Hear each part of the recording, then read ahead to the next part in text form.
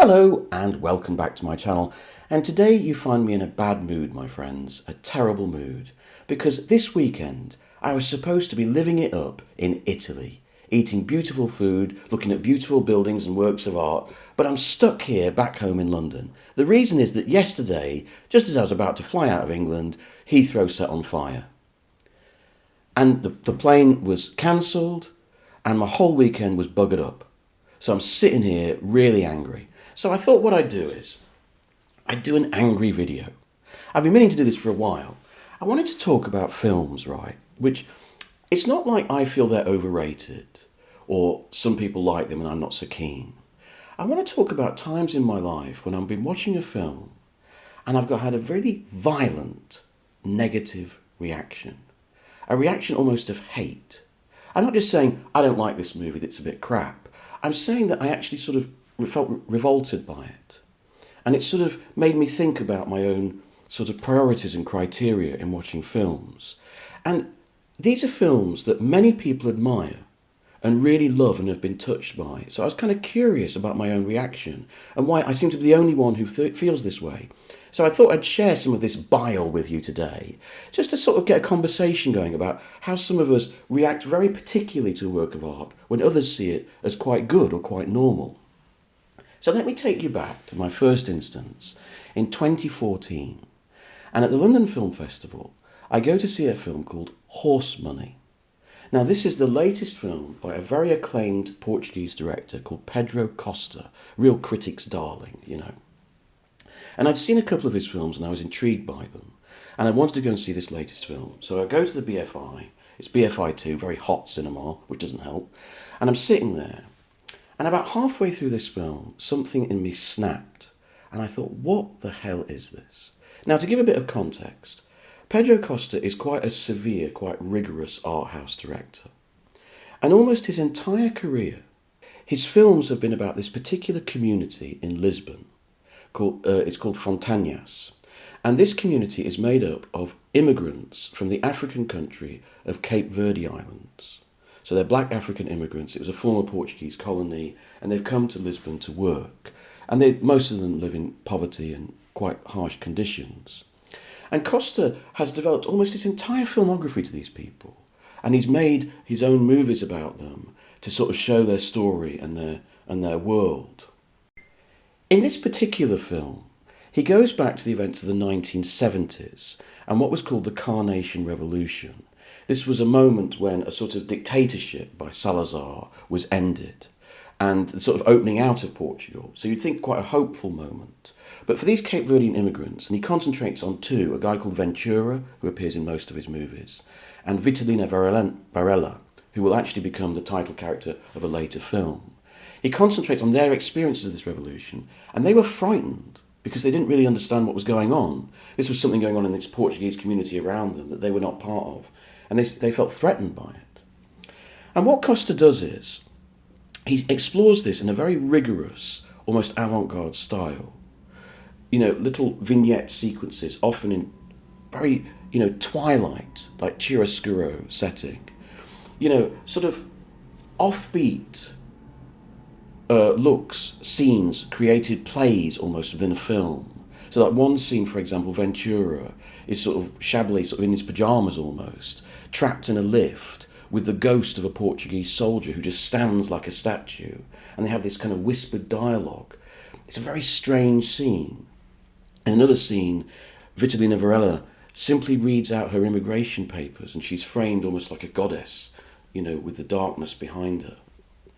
So it's a rigorously beautiful but quite difficult film.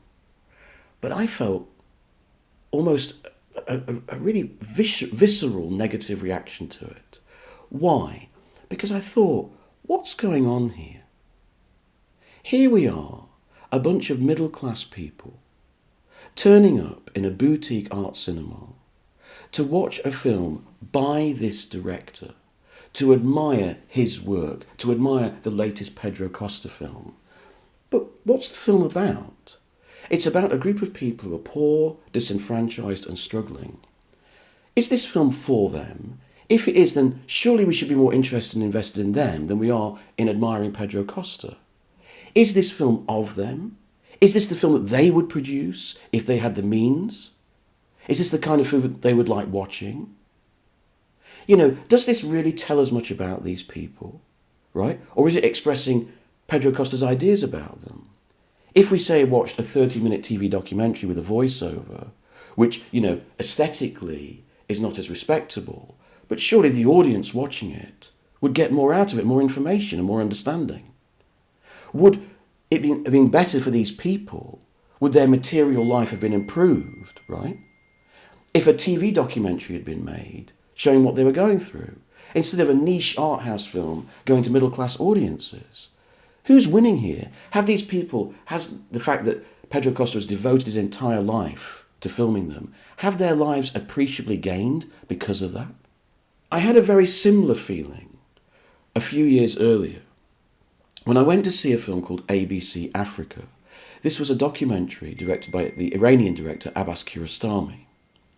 And again, I had this very violent reaction, almost against myself rather than the film, because this film, ABC Africa, is about African children, I believe in Uganda, who have got AIDS.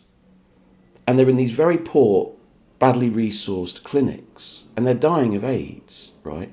And I'd turned up to the cinema to watch this film, to watch a Kiarostami film, to watch Kiarostami's treatment of this subject. And I was thinking, but these kids are dying of AIDS.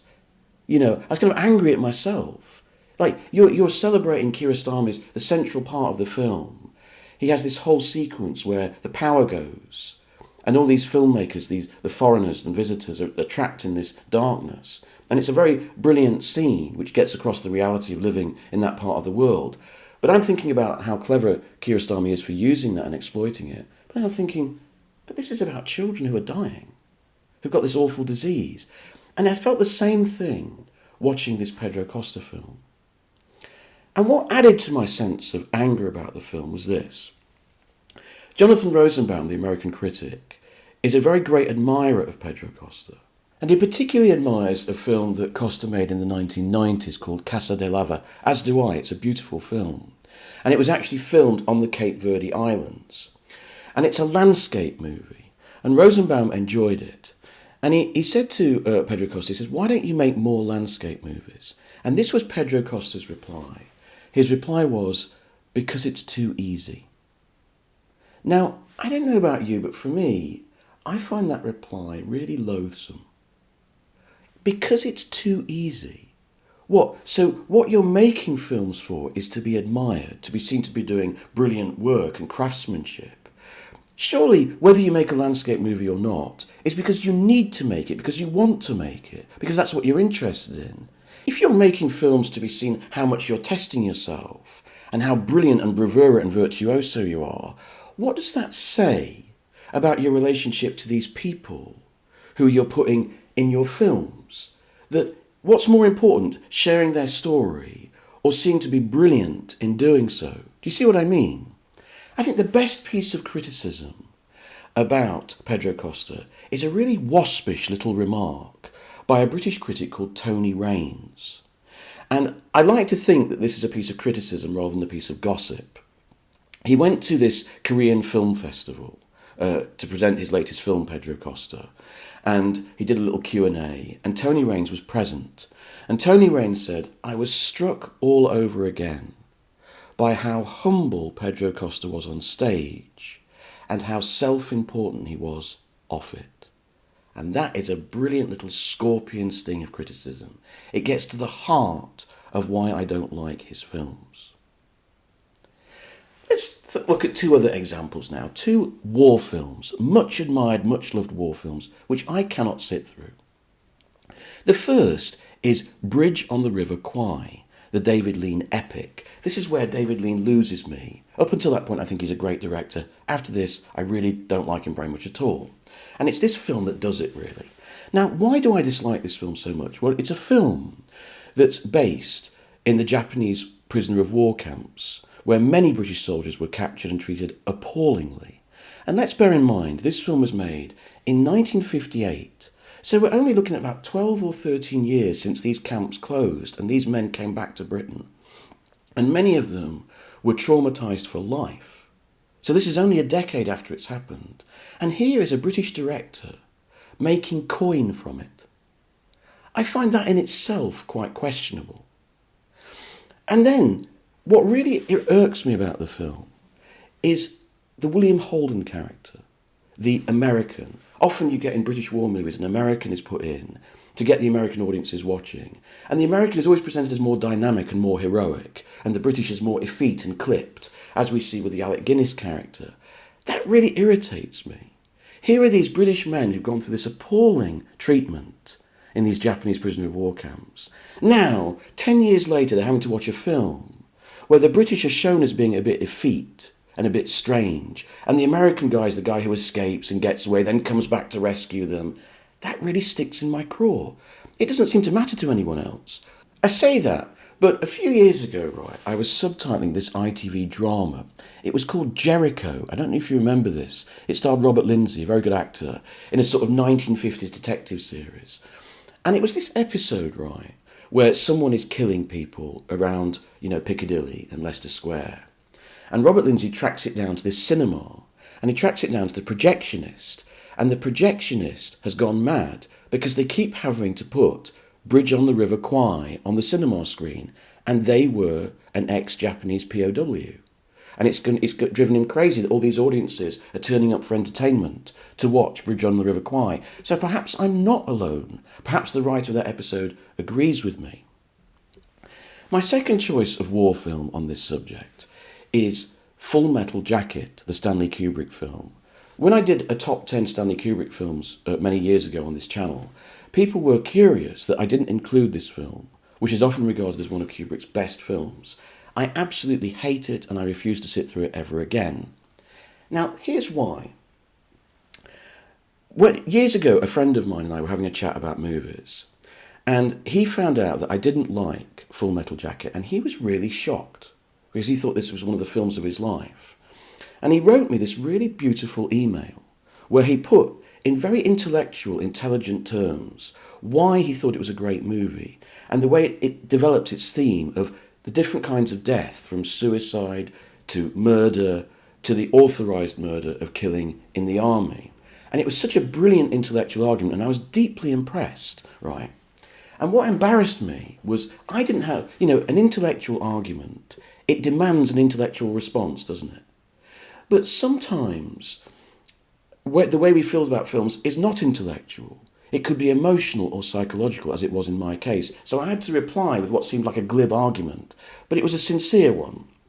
And the reason is this: because none of the soldiers in the film feel at all real or well developed. Now, does that matter? It does matter, and I want to try and explain why. When I was 10, my parents put me in private school. And when you get to secondary school at the age of 13, one of the things that private school used to do, I don't know if they still do it anymore in England, they used to do army training. It was called CCF, Combined Cadet Force, and it was the thing I most detested about private school. Forcing, because it wasn't voluntary, forcing boys under the age of 16, who are technically still children, to learn how to fight and kill people, right? So I hated it. And I sort of naively expected that other boys would feel the same. I suspected that other boys were like me, were a bit rebellious, and that this is a load of bollocks, not take it very seriously. And what really disturbs me to this day, is that as soon as we started army training, so many of the boys clicked into it. You've got to do it. You've got to obey the commands.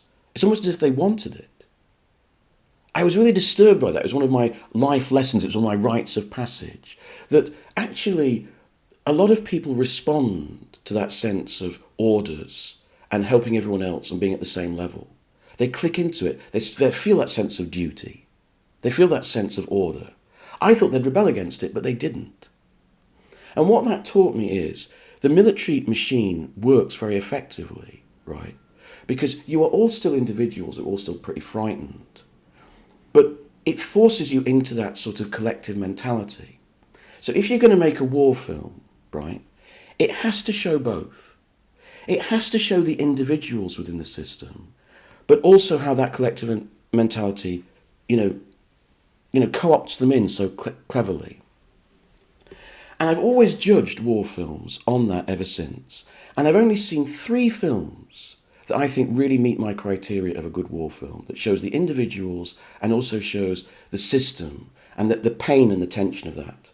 They are Men in War by Anthony Mann, The Hill by Sidney Lumet, which is still the best portrait of the British Army ever made, and it was made by an American, by a New Yorker, and Sam Peckinpah's Cross of Iron. Those are the only 3 films. Other war films never meet that criteria, in my opinion. And Stanley Kubrick's falls well below it, because the boys in the barracks, none of them really stand out. I don't remember a single one of them, except the one who's weak and rebels and kills himself. And he's portrayed with a kind of contempt that I think is wrong.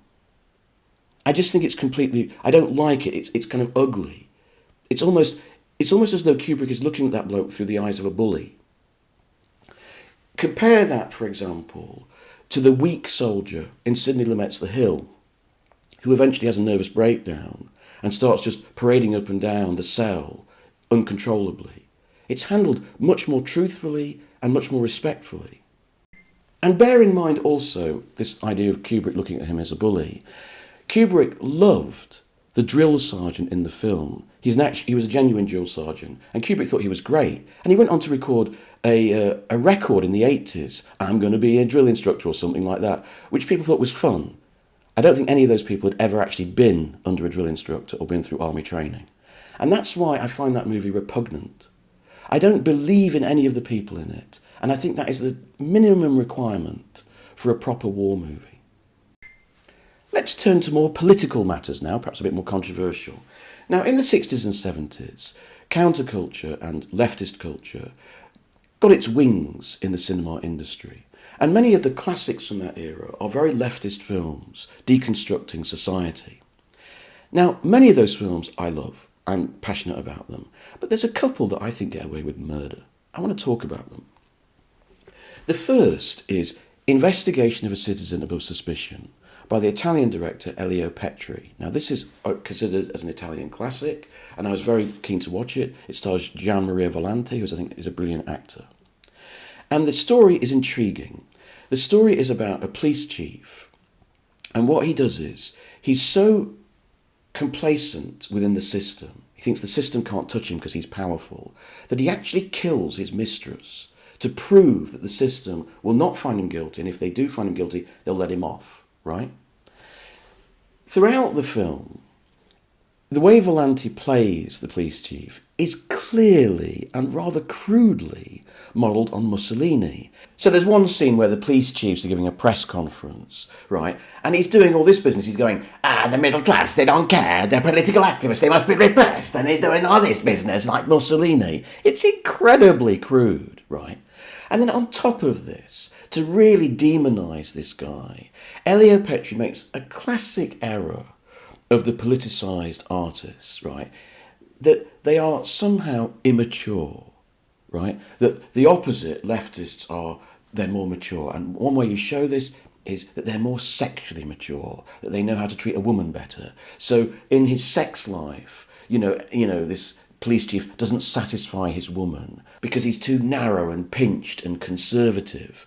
It's like if a leftist filmmaker now portrayed an American police chief as Donald Trump, right? And also, the whole film is suffused with a kind of conspiracy theory attitude. You know, the idea that the Italian system is so corrupt that it wouldn't even find one of its major figures guilty, even if it was obvious that they were guilty, so they could get away with anything. You know, imagine if this was a right-wing filmmaker. Imagine if Keir Starmer was represented like Stalin and he spoke like Stalin. Imagine if the most base and crude right-wing, conspiracy theories that you can find online were put into film form. And then it was taken seriously. It wouldn't be taken seriously. It would be laughed out of the cinema. So why is the crudest kind of left-wing bile accepted as classic work? Why is it that seen as subversive and not reactionary? You know, so many films, if you look back at the 60s and 70s, so many of the leftist inclined films had that kind some of them were called conspiracy thrillers. And they had a very conspiracy theory idea of the way the world was created. We worship those films. Yet the tendency is now to look down our noses at right-wing conspiracies in the modern age. There's a terrible double standard there. You go back and look at Elio Petri's film in that light, and it seems remarkably crude and not at all intellectual. Similarly, from France, later in 1973, we get Jean Eustache's The Mother and the Whore. Many people will tell you this is one of the greatest films ever made. I find it almost unwatchable. It is, on the surface, a love triangle between three members of the sort of intellectual bohemian set in Paris. And it's a film made in the aftermath of the collapse of '68, when the intellectuals, supposedly with the workers, though I'm dubious about this, trying to change the world. And what you get in French Parisian and intellectual life from that point onwards is this kind of sense of malaise that we lost. We had the chance to change the universe and we threw it away. And so many of the films in that period, from about '68 through to about '76 in French cinema, are seen as being the aftermath of that, of licking our wounds and, where did we go wrong?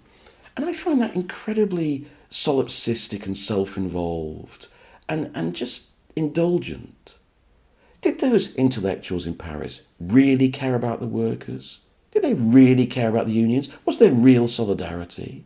Or was this just an adventure for upper middle class intellectuals? Did they really want the world to change on behalf of the workers or behalf of themselves? If you look at these films, so many of them, they're so self-involved. I mean, the Jean-Pierre Léaud character and the two women character, they represent a tiny proportion of the society. And the film itself is rather ugly. It's a sort of love triangle, and it's quite nasty. The moments of almost sadism, I think, in it, uncomfortable sexuality. Let's put it that way. And we're supposed to think this is some great big comment, and I just think it's just a group of intellectuals looking at their own navel.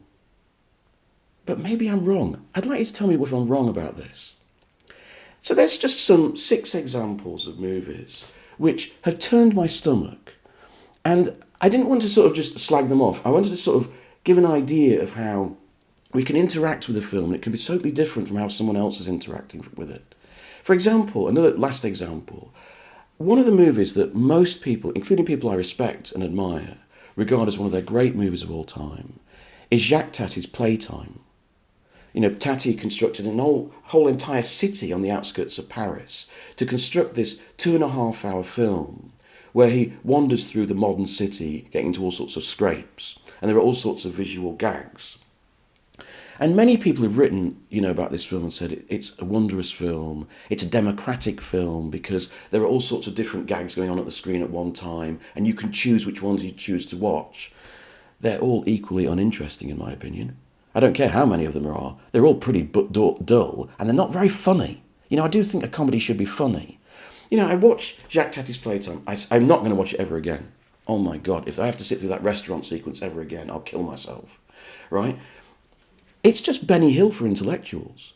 That's honestly how I feel about it. And I feel terrible saying that because I know how admired it is, but that's how I feel deep down. I find it almost unbearable to watch. And I just find that fascinating that sometimes we can have a very personal repudiation of something that everyone else loves. I'd love to hear if you have any examples below. Is there any movie that's really hit you the wrong way and everyone else loves it and you're trying to understand your own reaction? That's what I'm interested in finding out about. Thanks very much, and thank you for indulging my rant on what's been a bad weekend for me.